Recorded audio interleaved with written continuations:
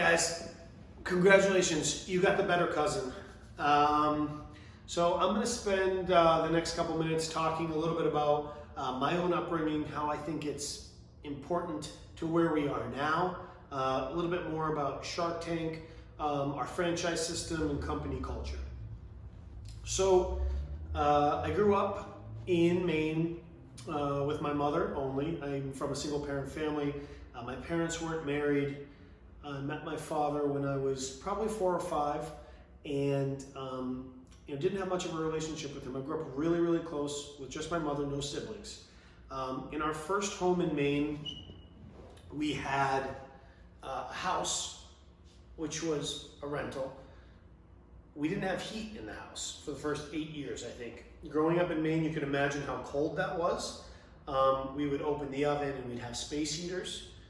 And the ceilings where we lived would fall and hit you in the face when you slept. It was such an old kind of rundown house.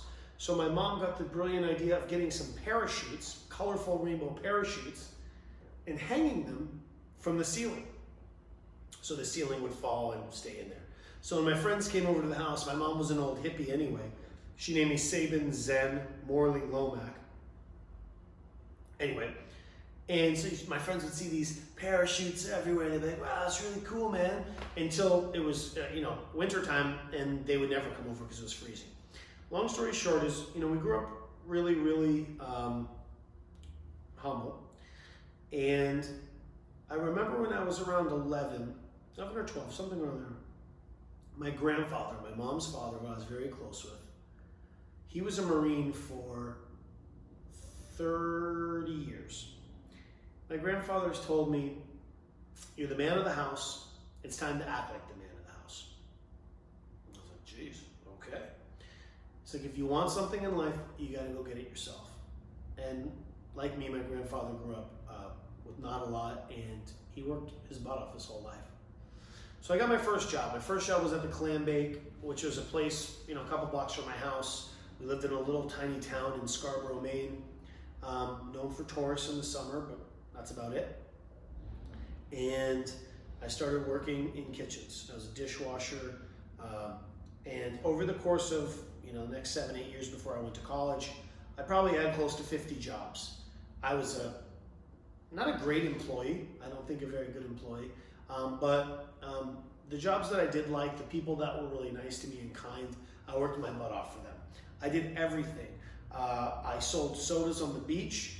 I mowed lawns. I worked at Chili's as a line cook. I worked at Best Buy. I delivered pizzas. I worked at Greek restaurants. I worked at least 15 seafood restaurants. I tinted car windows. Eventually, in college, I did a lot more, but I did it all. And I realized that if I wanted a pair of nice shoes, because I saw all the other kids with a pair of nice shoes, that I had to go get it myself. My mom wasn't able to provide those things most of the time, and I never really wanted to put the pressure on my mom. So I learned a lot, and when I got those new shoes and I liked them, it only kind of fueled a fire inside of me that wanted more. When I went to college, I ended up, I wasn't, full disclosure, I wasn't always the greatest kid. I used to get in a lot of trouble. And I'm getting a big brother from Big Brothers Big Sisters who really, really helped influence my life at the time when I was 13. Helped me a lot. I ended up graduating high school with honors, went to college on a scholarship, graduated college with honors. I worked my whole way through college full-time so I could afford it. And I learned even in those years, I was a waiter at Morton's in Midtown Manhattan, and I was making $400 or $500 a night as an 18, 19-year-old kid. I was like, this is unbelievable. You can get money, you can work, you can do this. There are no limits to what you can do. My first real serving job was at this place in Queens. I was walking down the street, and these two guys are outside. They're two kind of like tough-looking Italian guys, and I'm half Italian. And I was walking by, and I go, hey, you guys hiring? And the guy goes, well, are you good? I go, I'm the best. Without even, taking 2 seconds, like, I'm the best. Oh, yeah? What do you do? And I go, I'll do whatever you need me to do. I said, come back tomorrow. This job was way out of my league. It was French service, every piece of steak prime, you served French service with little au jus. I wasn't good enough to be a full waiter, I was a back waiter. I ended up still probably making between $400, $500, $600 a night, all cash. That led me to get the job at Morton's.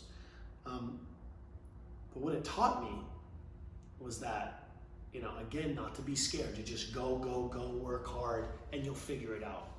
I bring that same type of mentality here at Cousins. I work with all of our corporate staff, kind of overseeing our staff, our company culture. Obviously really, really close with all of our franchisees.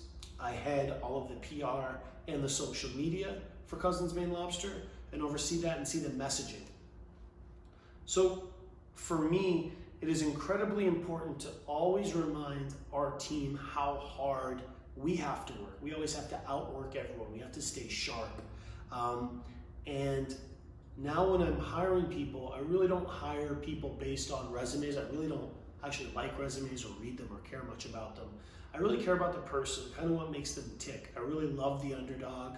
I love the person who is kind, who doesn't necessarily have it all figured out, isn't too cocky, and if they're cocky, they have the ability to kind of pivot and learn without taking offense to it. We definitely don't know it all. We don't know a lot, quite frankly. We're very, very young in the business. People sometimes look at us like we're experts because of our trajectory. Our trajectory was based upon asking questions, making mistakes, a lot of them very, very costly financial mistakes. From being down and out and being able to pivot and to overcome things. When we first started franchising, I'll tell you a quick story. We wanted all of our food trucks to be alike, obviously. So we found this food truck builder and we had them make all of our food trucks to spec. Perfect. Our first 10 franchisees signed up, the trucks started coming out, and they started breaking down. They were terrible. We started talking to the manufacturer, like, hey man, what's going on? What are you doing? Well, this isn't good. Person closed down. I think they filed for bankruptcy. They definitely fled the country, and they were attempting to flee the country, and they had all of our franchisees' money. It was incredibly embarrassing, incredibly scary times. And our vision of what was going to happen was literally crumbling in front of us. I started talking to all of our lawyers, or getting a lawyer. I'd never gotten a lawyer before. I didn't even know how to do that. And I would spend, 10 hours a day on calls, figuring everything out, not sleeping, just doing this for months and months and months until we finally came out of it.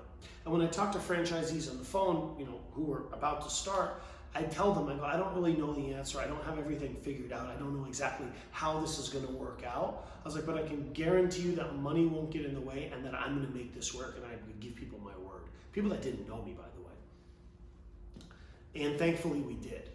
We outworked everybody. We got everyone open. We got everyone their money back. And lo and behold, those people 5 years ago, 8 years ago, 6 years ago, are still with us today. And it made our relationship even stronger. So that's kind of like a little tangent I just went on, but I wanted to give you just a brief snapshot on something really, really bad that happened that could have derailed us. There's so many stories like that. What you usually see on TV or in magazines are scripted kind of PR-centric things that only show the good side. They only tell you all the good stuff. What they don't show you is all the hardship that people go through, both personally and certainly professionally. If you're looking at anyone who has any type of success that you see, you're not seeing the vast majority of hardship. But those people were just not willing to give up. They were too stubborn to give up. They were too bullish to give up, whatever it may be. A person like myself, I've been an underdog my whole life. I kind of like that. I kind of thrive on it now. My cousin Jim, if you tell him that he can't do something, he's going to do it. It's going to fuel him to get something done. So when we look for employees now and staff members, we look for people just like that. They might not have the answers, but they're willing to outwork and figure it out. One thing we do a lot when we hire now is we just have people kind of start. And we have people generally start, and we let them find their groove. So for instance, let's say you really like social media or PR. Let's say you really like branding or marketing, these big words that I don't really know what they mean. We'll say, okay, come on, we'll hire you, we'll get you started, and we'll have you work with this person who does things like that, and we'll see how you do, how you gravitate. Because a lot of times people, I think, are so young, they don't necessarily know what they want or what they're really good at in general until they actually start doing it. We allow people the ability to fail and grow and pivot within our company, because what I think I might be good at, I might be actually better here. So that's something we do at Cousins Maine Lobster. I think we do it well, and I think it allows our staff members to feel comfortable. I think it allows them to kind of not feel too much pressure. Sure, they have to perform, but they kind of get to get in their groove as opposed to having these incredible demands on them that makes it sometimes unattainable to achieve. And I think we've created a really, really fun culture here. All of the wins that we have, we take as a team. And specifically, there's been these milestones in our 8 years that belong to certain people. We have this really cool branded paper, bags and logos and stuff now that a gentleman named Jameson made. Well, Jameson started as an assistant. We hired an assistant 4 years ago, maybe. And he came in, and his work just was, we're like, man, we got to get you doing other stuff so quickly.